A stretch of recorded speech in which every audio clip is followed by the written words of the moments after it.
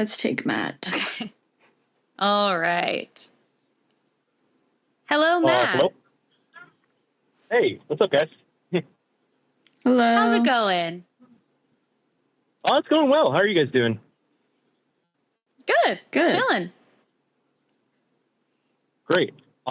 So I guess I just kind of wanted to bring things back around to like the original topic of discussion, if that's okay. Absolutely. All right. So what exactly? So my point would be that being like God is important in everybody's life because like through religion is how you learn how to be a better person. Personally, in my opinion, through with my faith. But what is your guys' opinion? I didn't really catch that part of the talk yet, where you guys were talking about exactly like, are you guys arguing for or against theism or like belief in God and all that stuff? I don't know if I would. So I think that from what I've seen from like Christianity and religion, I think it can help maybe some people be better people, and I think it can also help people be worse people. And I kind of see that for pretty much everything. But like I also, one of the problems I have with religion is that I think it can restrict some of your like it can restrict humanism type stuff, where I see a lot of people, their main priority is obviously like serving a higher power. And sometimes that means not doing so well to other people. So for example, like obviously there are a lot of people out there who think gay marriage is against God. So they rather please God than let people be happy in relationships that are fulfilling to them. That's where I feel like it really limits people's ability to have empathy and acceptance for other people. But I mean, obviously there are good people who can be. Obviously, there are good people who are Christians, there are good people who are atheists. I think, though, sometimes on a bigger scale, like we're seeing right now in politics, it makes people worse because it makes people feel like their hatred for other people, and they don't like to call it hatred, but a lot of times it is.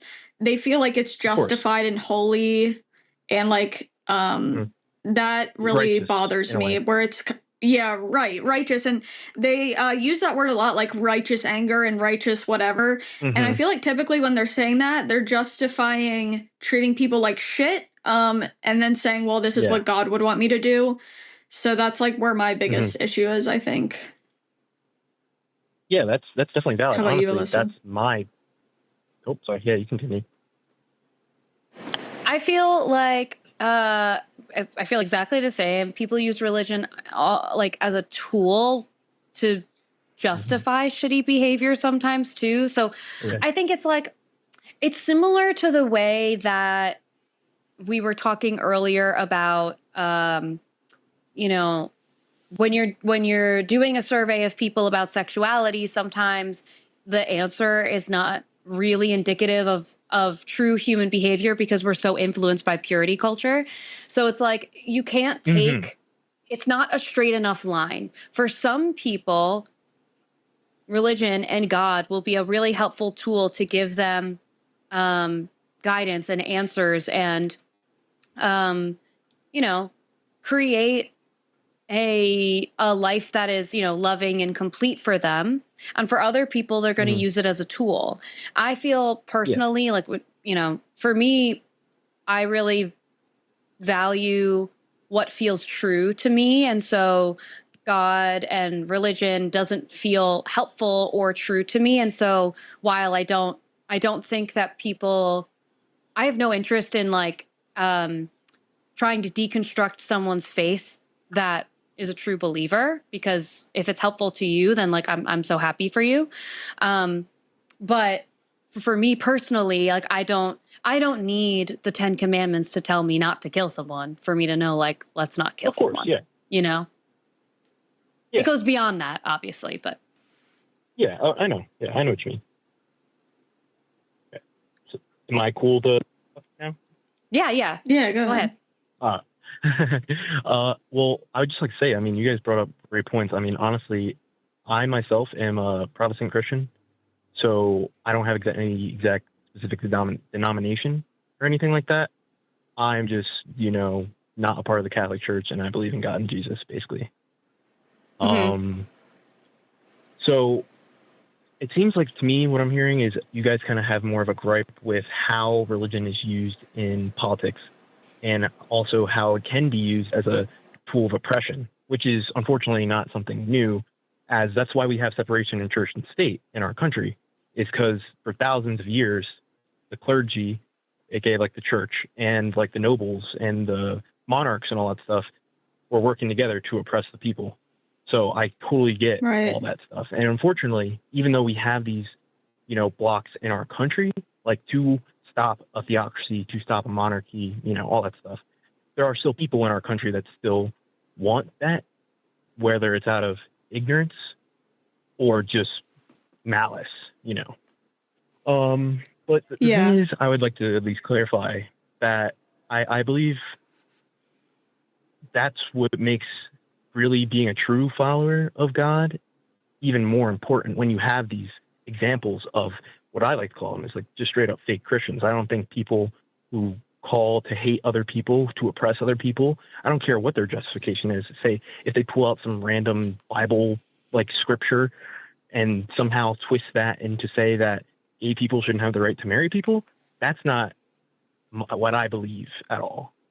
And even in the Right. Bible, I will say, and there's also a lot of people who don't believe that, but even in the Bible, it doesn't say man shall, which reading the Bible like that is also challenging because it's been translated so many times and it's a book that's 2,000 years old. So there's always going to be some issues that come with that. But, sorry, I kind of lost my train of thought for a second. Sorry. Um, I was saying how, I yes. Okay. Sorry. Go ahead. No, go ahead. Finish your thought. Oh, yeah. So these examples of people, being fake Christians, that's why I feel like to turn to actual God is important. Because it doesn't say man shall not lay with man. It says like man shall not lay with child, basically, is what it was trying to say. It is trying to say like pedophilia is wrong. Now, if you ask me straight up, do I believe that, like, honestly, I will say I don't know if God is like happy with gay people per se, or like he wants people to be gay per se. I don't know. I'm not gonna pretend to know. But however, if you're gonna try and tell me that just because somebody loves somebody of the same gender, that means they're condemned to thousands of years of suffering and pain, or not even thousands, eternal suffering and pain in hell, I don't believe that's true at all. And however, I'm not going to sit here and speak and say that, because by my faith and my beliefs, yes, God created Adam and Eve. We're not going to, we can get into like the scientific aspects and where life actually started and stuff, but by my religion, that's what it says. So that does kind of give some kind of, you can make an assumption that love was intended for between a man and women in order to procreate and stuff like that. But I don't believe that, because I don't believe that gay people are faking things either. I think people can be born gay for sure, just like anybody else. I think they're just regular people. And to say that then they would suffer eternal damnation just because they love somebody, I don't believe. I think that's antithetical, actually, to the whole message of Christianity, which is to love and care for each other, Yeah, first I have a question first and then I have some things to Of course. say. So, has your view of Christianity changed over the years, or have you always felt like this was the version of Christianity that's the right one? Like, did you ever Yeah. think like more intensely, or like more like, I guess you know what I mean by that, right? Yeah, I know Like as exactly in what you mean. like you think certain things are like super wrong and they shouldn't be able to do it, stuff like that. Well, I will say I'll answer your question first. Like my religion, like my belief in religion has changed over time. Yes, I've been a Christian since I was like 8 years old, I would say. So over time, my beliefs have grown and changed. But it's not just like my own personal beliefs, though. I also believe that's due to my connection, like with God, which is which is a thing that a lot of these supposed Christians take out of the equation. They're not speaking from their like relationship with God, from praying and talking and speaking to God. You know, they're just ripping out stuff from the Bible and using that to justify their platforms. When the Bible is important, but for me, the way I see the Bible, it is like an overarching, like, kind of like, this is how you should be a good Christian in a way. Like, this is the background. These are the stories. These are the people. These are the figures. And then also it serves as a testimony to the life of Jesus Christ, which I believe is so important, obviously, as a Christian. But for me, I'm also a realist.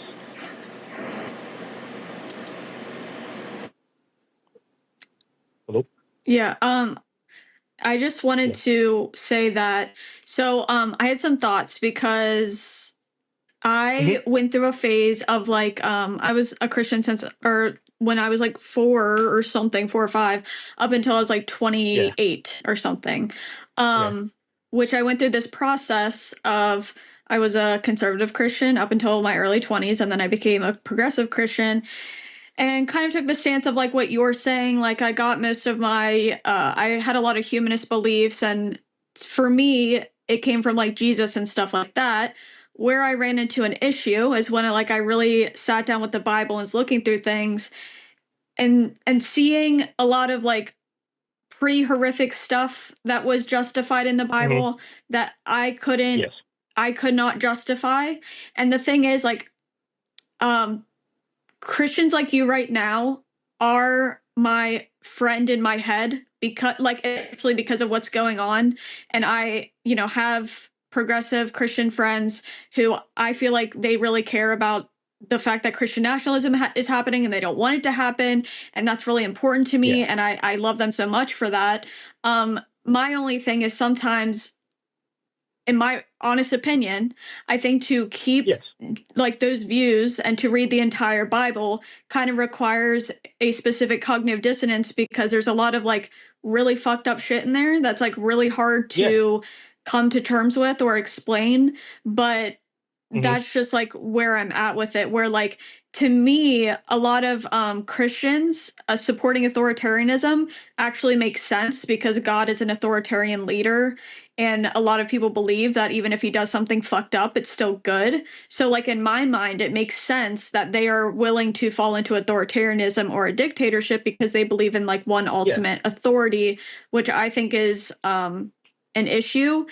But I can sympathize with people who say, like, this is what I think Christianity is. But a lot of times I think, almost, if they point to things that are like pretty horrific in the Bible and say, violence is okay if it's done, if God commands us to do X, Y, and Z, that seems just as justified to me as what you are saying, because it's like coming from the same book. You're just kind of like looking at different areas. Yeah.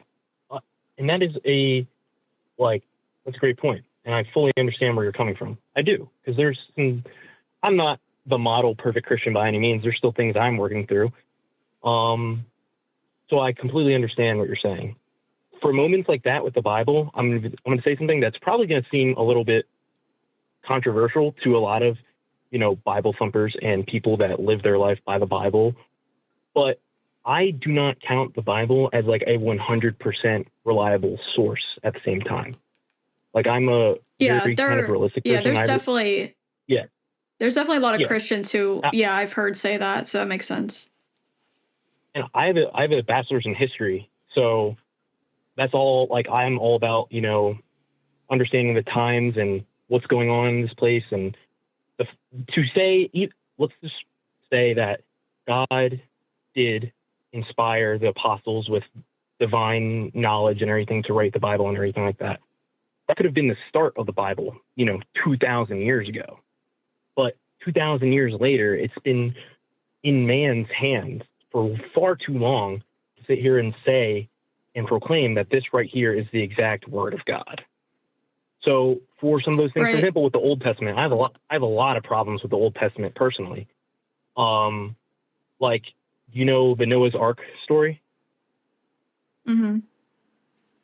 Yeah. Yes. So that's one of the moments where I'm like, if that story is real, then like God hmm drowned every woman, child, and Oh yeah. living thing hmm on, it's like, that sounds horrible. And as a Christian growing up, I was just taught to accept that and just be like, well, this was a different God, because you got to separate the Old Testament and the New Testament, which makes no sense to me at all.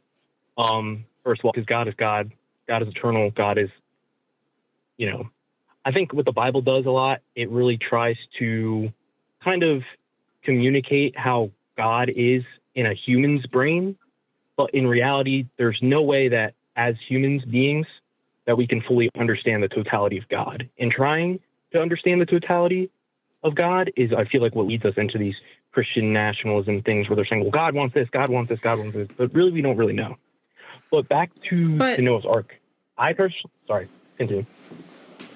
oh, I was just gonna ask, how do you Yes. decide what is actually like valid in the Bible or not? Because it kind of feels like hmm to me, and this is what I did for a while, is I picked the things I felt like were good and aligned with Yeah. my views that I had outside of the Bible, and kind of ignored the things that I felt like didn't agree with the morality that I had. And it kind of felt like my hmm morality, my empathy, things like that were constantly at war with each other when reading the Bible. Because one of my issues is people say that, like, they always attribute the good things to God, right? They say, like, when a good thing happens, hmm thank God. Or when they talk about being kind, they say that's what Jesus wants us to do.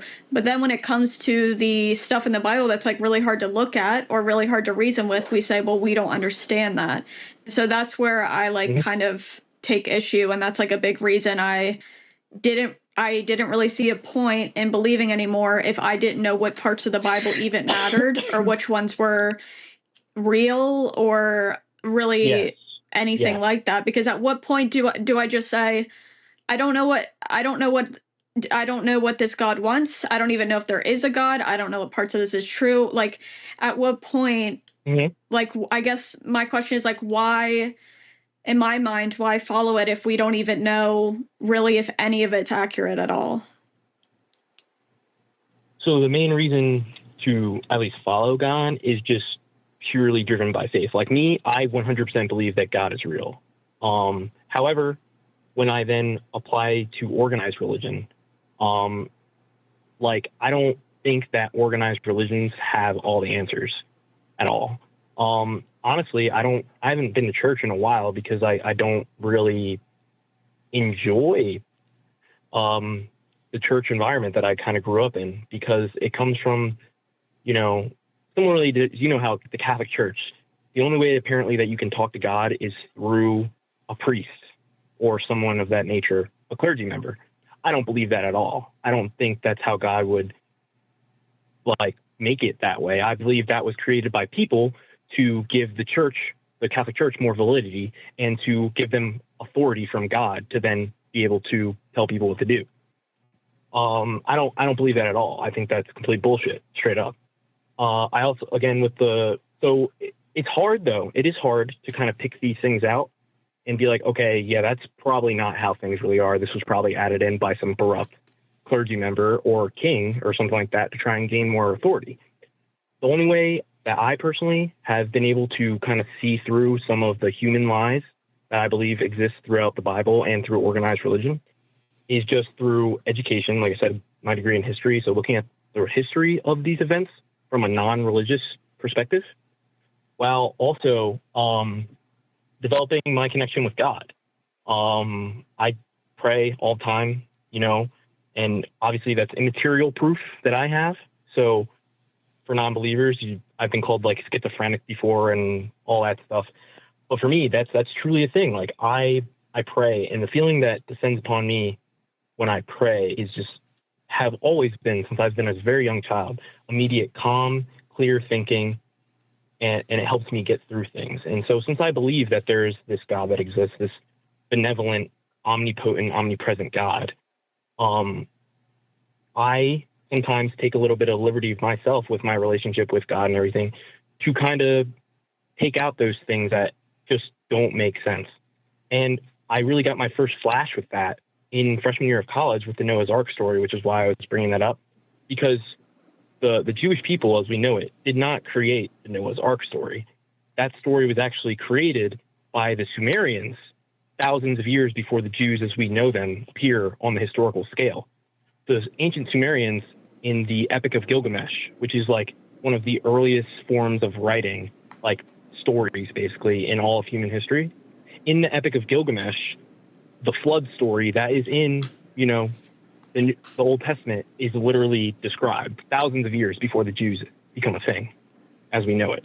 So, well, Andrew, I think my name's Matt. Sorry. Oh my God, Andrew! Matt. Jesus, we had such a long conversation with Andrew that I haven't burned into my brain. I'm so sorry, Matt. Jeez. Oh yeah, he was a dickhead. He's something, isn't he?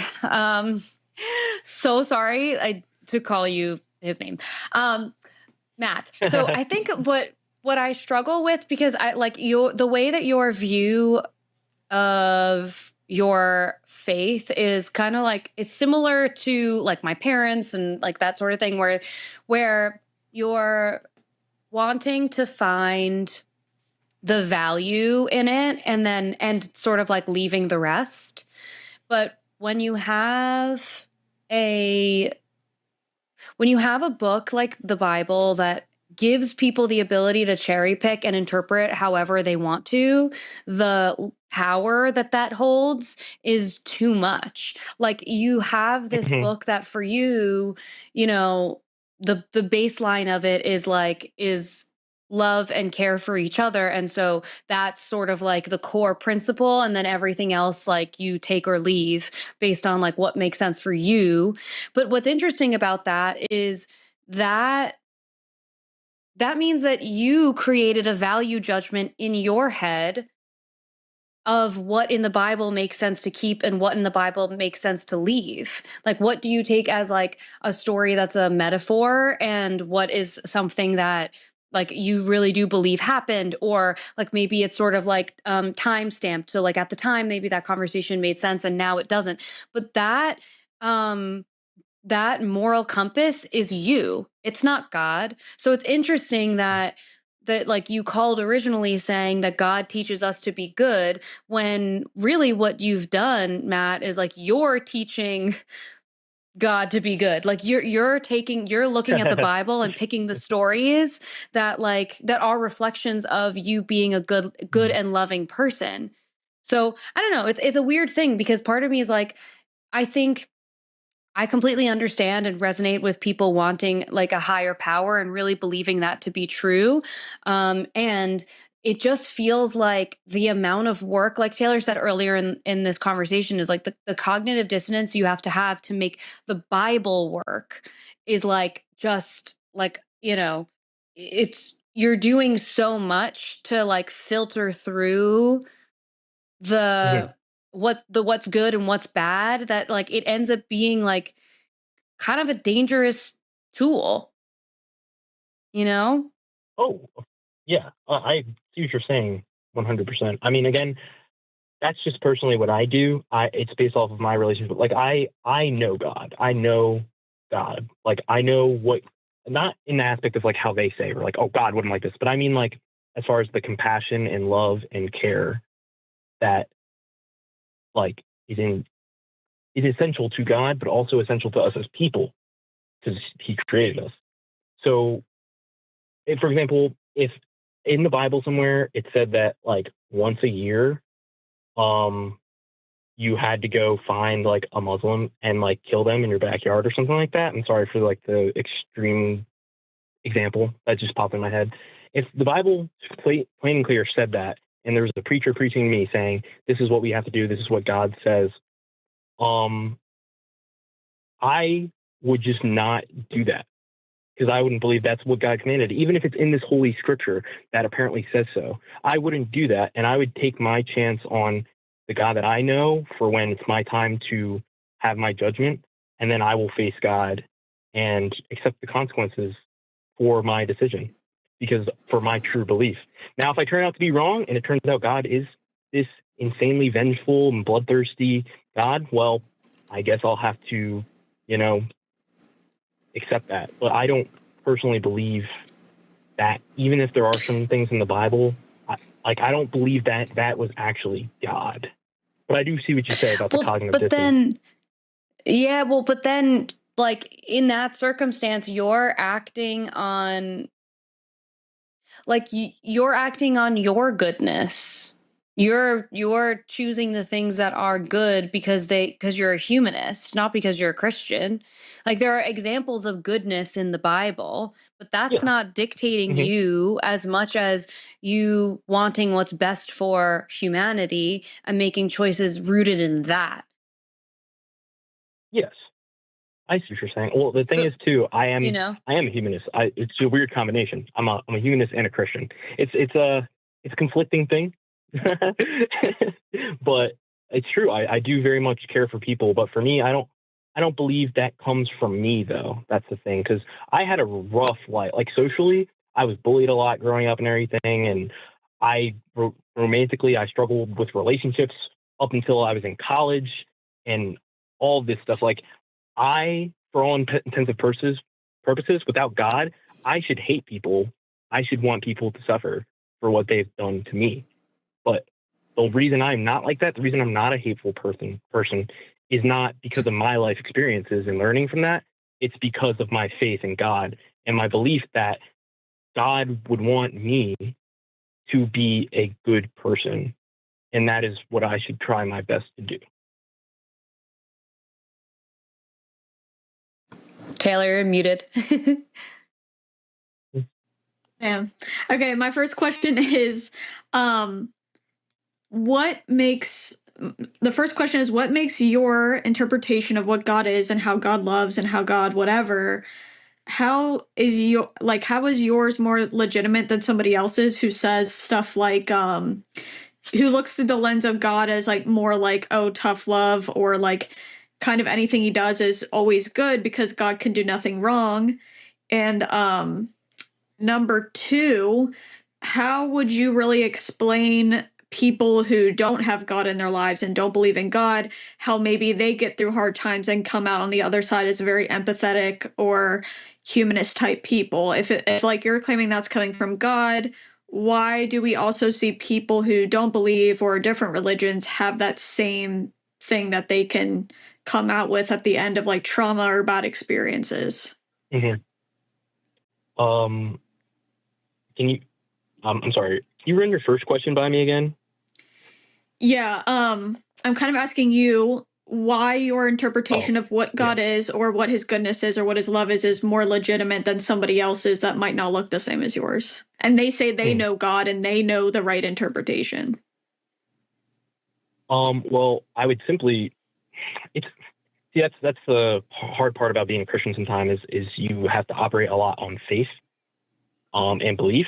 And so I don't have physical proof to say that for their interpretation of God, is wrong. If they have the physical proof of the scripture and everything to prove that, and that's what they're standing on, then there's nothing I can do to change that.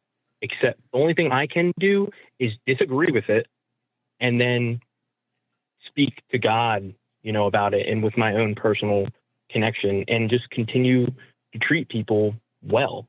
Because my life, and I guess again, it would be more of a personal thing, was my life, ever since I've let go of a lot of, negative emotions that I've had throughout my life, which I will say therapy is important for that too. Hmm. And I really learned to be able to just not be so like reactive to so many things. That also was what really helped me kind of be able to go into my faith a lot more, and to really feel that kind of peace and calm that descends upon somebody when you're living a godly life per se, which I know is hard. That's not a great explanation. It's just really hard for me to kind of think of a kind of physical, like I don't have like a physical like lie detector or like anything like that. It's simply No, but like just my core common. Yeah. Hmm. where do you explain like other people getting that type of like outcome, like where they don't have God in their lives but they feel like they Okay. came out the other end very empathetic and loving and like putting like making it into something positive? How like Hmm. what do you think brings them to that then? If you're saying that's So, like the work of God, how do they get there? so, I mean, this may sound like a little bit of a cop-out answer, and so I understand that. I'm self-aware when I'm saying this, but for me personally, I believe that God works in people's lives even if they're not aware of it. So I think that could have something to do with it. I also genuinely believe that, you know, I think people are good, like overall. Like when you're born, like you're not born like evil, like some Christians believe. People, like some Christians believe that the flesh is inherently sinful. And as soon as you're born, like you are a marked sinner. I don't believe that at all. So I do think it is possible, since we are inherently like good beings, in my opinion, it's through these terrible experiences and when evil comes into our lives that we're vulnerable to that kind of evil staying with us and then showing itself through our actions, our negative actions and emotions and things like that. But I do believe that some people also are just like living a godly life without realizing it, I guess, if that kind of makes sense. Like they're Do those following the people still go teachings to and hell? no, not in my opinion. Again, my opinion, Okay. like I said, in my opinion and my belief, I don't believe that. I don't believe that the all-knowing, all-powerful, loving God would send anyone to hell simply just because they were never introduced to God. I don't believe that at all. Some people disagree with me. A lot of Christians disagree with me. But for my belief of the God that I know and love and have a relationship with, I do not believe that's something that he would do. So the Go issue ahead, that you... Alyssa. Oh, sorry. Oh, okay. The I issue that just you may think have like is... I just think the it sort of feels like we all know the good things to do and the bad things to do, even if you've never read the Bible before, and even if you're like of a different faith. Like people who are Muslim know right from wrong the same way that people who are Christian know right from wrong, like in a general sense. But I think what's also interesting about prescribing to the Christian God is much of it is kind of like at the what's it called, at the cost of potentially going to hell if you aren't following through with those good and righteous things. And I know that that's not really the way that you're interpreting it, but it's without the consequence being there, then the motivation for people to do good in like a biblical sense is what? So you're basically saying if you remove God from the equation and the promise of heaven and everything, like your internal reward, if you remove that, then what is the reasoning for being a good person? I believe that you get the internal, I think you get the internal reward, like either way, but I think to do it in the name of God without considering like if it will get you into heaven or hell, why are you doing it in the name of God versus doing it in the name of just like creating a world that you appreciate being in more? Like, why is it necessary to have the God part attached? Well, it's a little difficult to get into because me personally, again, there's a lot of different things. I'm not your run-of-the-mill Christian. I believe in a separation in church of state. So that, like, I believe that religion should only be talked about in like the social sphere or the domestic life kind of thing. As an American, and I also I'm in the Army Reserve, so like that whole thing too. I believe in separations of church and state. So every Christian that tries to bring God into our government, I believe is wrong. And I also don't believe personally that's what God would necessarily want because he gave us free will. So these people are trying to say that they're trying to command people to follow God when God himself doesn't even command people to follow him. It's an option because we have free will. Well, I always have confusion over people who are of faith and talk about free will, because do you believe that God has a plan for everyone? Like, it's, when you're born, Yeah. there's this like sort of plan that is already laid out for you. Yeah, I mean, I personally do believe that. I believe he's an omnipotent and omnipresent being. I do believe that. So then the issue of free will does come into, because you could say if somebody already knows what's going to happen, then did you really have free will? The way I think about it, at least for me, is how, so for me, like, God truly does exist, which I believe. But if we're going to look at it from a logical perspective, that means since he created everything, including our universe and everything, that means at the very least he's a fourth dimensional being, which means he exists outside of our dimension. So the human mind, since we're three-dimensional, cannot comprehend something that's four-dimensional. It's beyond our capability of understanding. So if a fourth dimensional being creates you and knows everything that's going to happen because he created everything and he's God, the all-knowing, all-powerful, you in your everyday, you have infinite choices that you can make, and God doesn't make you do anything. He may know what you're already going to do because he's a fourth dimensional being that's omnipotent and omnipresent, but that is not him being like, you are going to do this. You as a person still have infinite amount of choices, what you want to do that day, how, like, if you want to leave your room or not. Every day of your life, there's thousands of choices that you make personally. And if to say that I just want to say, if you have infinite, okay. No, it's okay. Go ahead, finish your thought. Okay, so to say, you have infinite choices every single day, but a fourth dimensional being that exists outside of our dimension knows which one you're going to make. How I think that's still completely free will, because you still are making that decision out of infinity, and that's you that is making that choice. It's just a being that is far beyond your understanding of life already knows what choice you're going to make.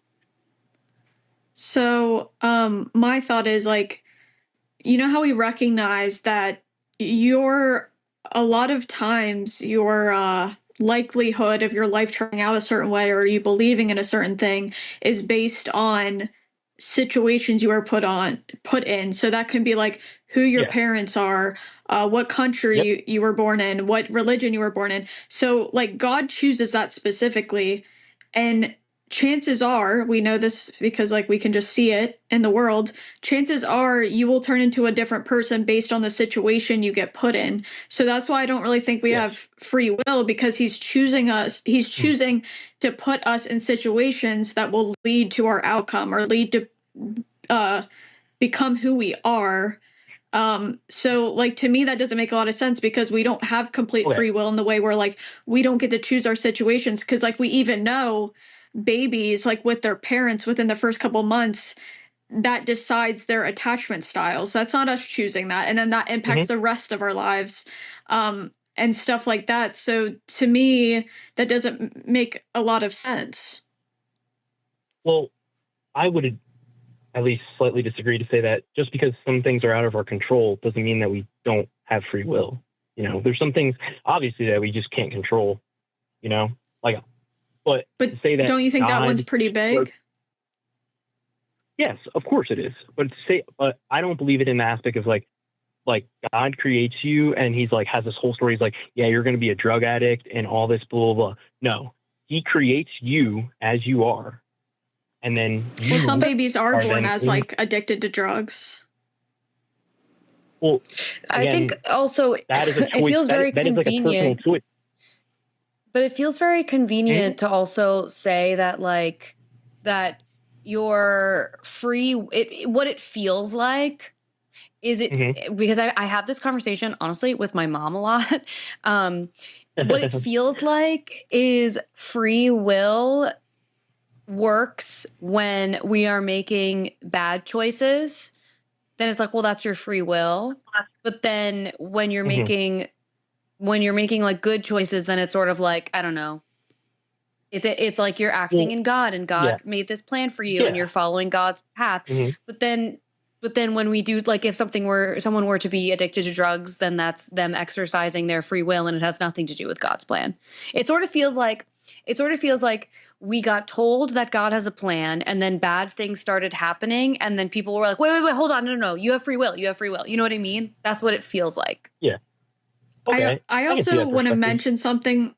I want to mention something real quick when it comes to free will is one thing that disturbs me about the like free will conversation is like there are a lot of people's free will that takes away other people's free will. So like let's say like abusing a child, God cares more about that abuser's free will than that child that doesn't have the free will to escape that situation or escape being whatever's done to them.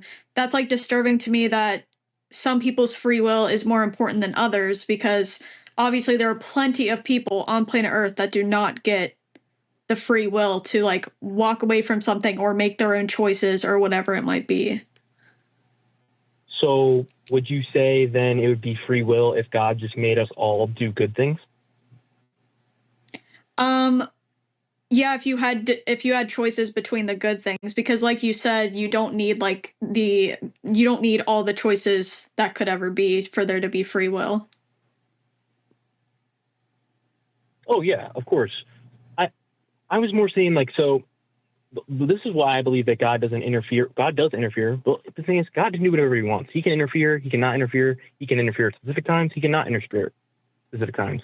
The issue that I see from a logical standpoint of interfering in all the bad things that happen around the world, like every single day, then are we really even living at that point? You know, that's why I say free will, because God allows, God, if he wanted to, snap his fingers and like the earth would be gone. You know what I'm saying? Like he allows us to live our lives, and that involves bad things happening, unfortunately, but that's just because we're imperfect creatures. You know, we're sinful creatures. We make mistakes. We do bad things sometimes. But to allow us to then do that is what, you know, that free will is. Because in reality, he could just make us do whatever we wanted to. He just chooses not to. So two more questions. Again, by your logic, couldn't we have free will but always do good as long as we have options, like you said earlier? Or there was what was my second point? Or okay, so my other question is, so people always act like free will is worth everything. Like, so I have Christians tell me that and I know you don't believe in this kind of hell, but I have Christians tell me all the time that free will or billions of people burning in hell for all of eternity is better than all of us being robots. I don't agree with that at all. I'd rather be a robot than burn in hell for all of eternity. That's the worst outcome that could possibly be. And I feel the same way about free will versus people suffering. Well, yeah, but I'd rather not be alive than be suffering for all of eternity. That's what I'm like. That's like the worst possible outcome in my mind. Of course. And if you have a world where people are only doing good things, who's to say if like that's not better than like people suffering to extreme levels here on Earth? Like we're just assuming that free will is top priority, but it's only to, I feel like, Christians who say like that is top priority and assuming everybody else thinks that way too, but that's just not really the case. So you are personally saying that you believe you would give up your free will to make sure that everybody just did good things? What I'm saying is, would it like if I had the option where God only allowed us to do good things, yeah, because like you said, according to you, that would still be free will, because you're saying as long as we have options, then so why didn't you do it that way? We're like, we still have free will, but we are only choosing good things. He's still giving us options, so it's still free will, right? So why didn't you choose that direction? And that would have caused people a lot of suffering and pain. I think the answer in that just really goes to the inherent nature of people. Because when people were like I said, I think people are created good. So then we have to think about what makes people do bad things. Didn't he create us with our selfishness. nature, though? Who Not created that all of nature? it, though. Of course, but he didn't create all aspects, like, of, as far as, like, for example, he created us mortal, fallible creatures. We're not perfect. Like, we are mortal and fallible. But he didn't create us to do bad. He just created us as we are. Now, you also have to think about the devil, or you can even say, if you don't believe in the devil as a manifestation, you could even say just evil, because I feel like we can all agree. I feel like it's okay to say that there's definitely, immaterial kinds of aspects of evil in the world, unless you just believe, again, that humans are evil inherently, and the drive to do evil comes from completely ourselves, which I don't believe. But again, but are we agreeing that, like, if God wanted to, he could give us free will and we wouldn't have to suffer? Or do you not agree with that?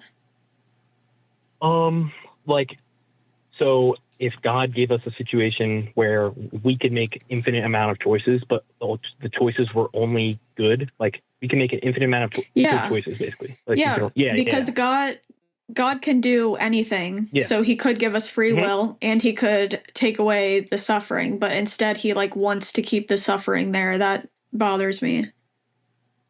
I can see that as well. I mean, I don't have a great explanation for that. I'm not I went to a private Catholic college, so I took some theocracy classes, but that's not, like, my main focus. So I don't know the full answer to that, but if I would have to speculate, I would say that, again, I'm not trying to give out a cop-out answer, but there are some things that it's okay to say, like, know. if you don't. Yeah. Right. Yeah. It's okay to say if you just don't. That's where really. Yeah. And that's really where, like, this faith comes into.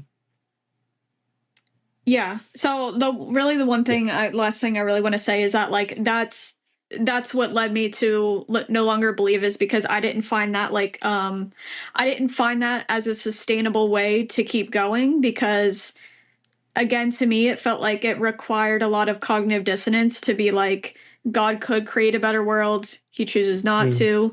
He could do X, Y, and Z. He chooses not to.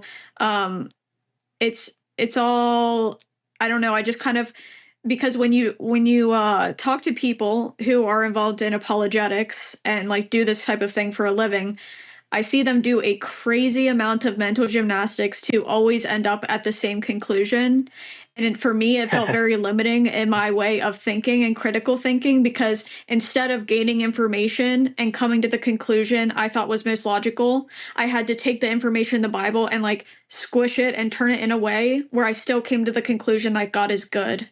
And, like, that gets exhausting after a while. At what point, like, for me, I was like, at what point am I lying to myself, where, like, I feel, because I really did not want to let belief go, because it was, like, literally everything to me. I built my whole life on it.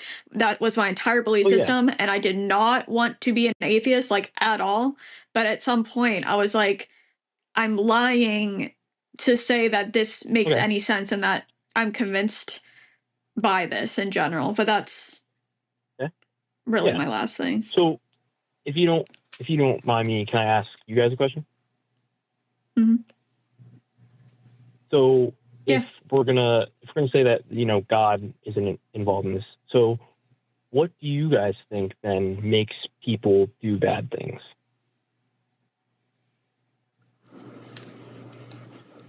I think people just make poor choices. There's, like, so many reasons why people do bad things. But I also I don't believe there's an omnipresent being that has, that has control over any of our choices. So I don't think that there is Satan either. Like, I don't think that's real. I think people just people make bad choices, I think, for a lot of reasons. Sometimes it's out of spite, sometimes it's out of hurt, sometimes it's, an inability to like process something any other way, or maybe they made a bad choice because it felt like a good choice at the time and they couldn't really understand the consequences. Like there's lots of reasons. Oh, of My course. answer would be we're just I mean, people probably won't like this answer, but we are just like animals essentially. And us gaining Hmm. empathy was part of our evolution. Like people the evolution started developing with us because when we had empathy, we were able to live in societies. We were able to coexist with each Yeah. other. And when Yes. people were able to coexist with each other, they had a better chance of survival. So, like, then we started gaining morality and stuff like that. And so I think it was like very much a survival Hmm. instinct. And then we see that it benefits us in every kind of way. Okay. But we're still at the end of the day, just like animals that do things impulsively or we don't make the right choices. The only difference is we have the brain capacity to have a whole moral system that other animals don't, and that's it. Hmm. That's why we can label things good or bad. But we act Yeah. we're animals at the end of the day. So sometimes we make Hmm. choices that hurt other people, sometimes we make choices that are good for other people. They're not inherently good or bad. We created the moral system to be like that stuff is bad, that stuff is good, and to me that's all it is. Okay. That's interesting. I can see that perspective to a certain degree. It's just I do believe that there is something inherently divine about humans. Just because we're the only kind of animals that are like how we are. And I guess you can summarize that up to random chance, such as evolution, which I do believe in evolution to a certain degree as well. So I'm not like this whole God just created everything how it was and it never changed over time at all or anything. That I don't believe that at all. But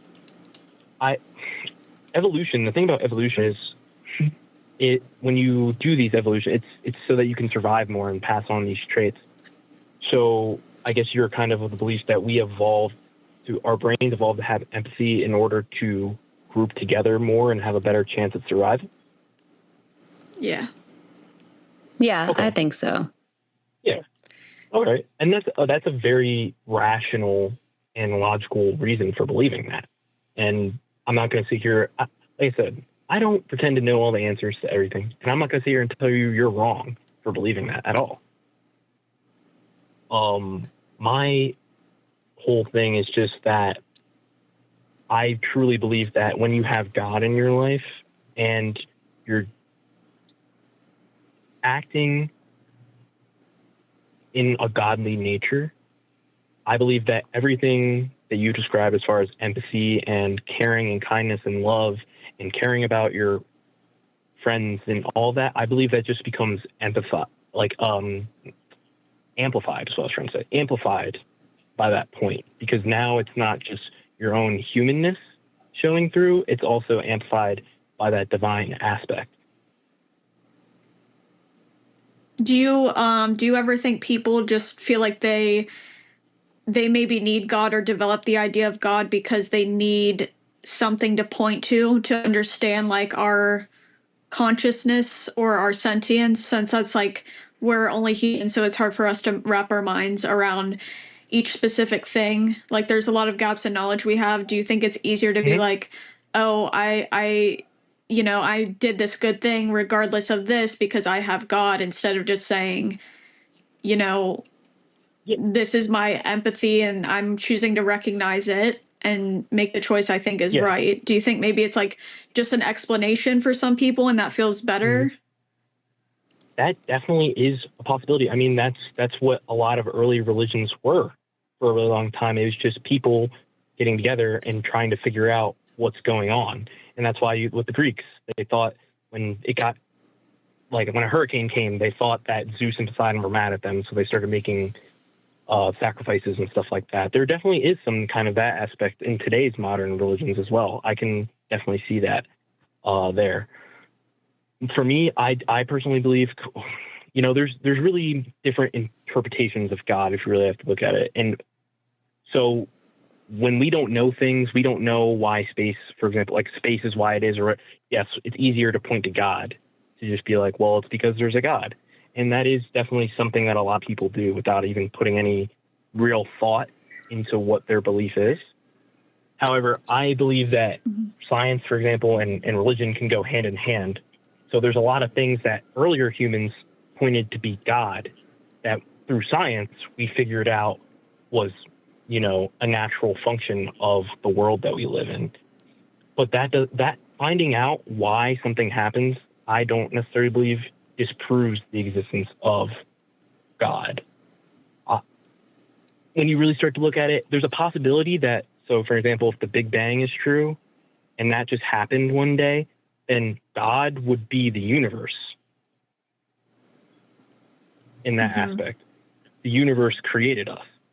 So that means like things like gravity and all the like thermodynamics and all the laws of nature and everything would be God, just not in the kind of conception that people are thinking of. Like, I don't think of God as this holy, all good sky fairy. You know what I mean? He is a being of nature, beyond nature, that, like, I can't even really fully describe it, but just as a force, not as a physical entity or anything like that. And I believe once you kind of start to think about God like that, not as how a lot of modern religions point as like some, you know, sky fairy that blesses you all the time and all that stuff. No, it's God is much more of a force, you know. And like, does that kind of change your idea of God a little bit? I do understand what you're saying. I don't view it that way, but I understand what you're saying. Yeah.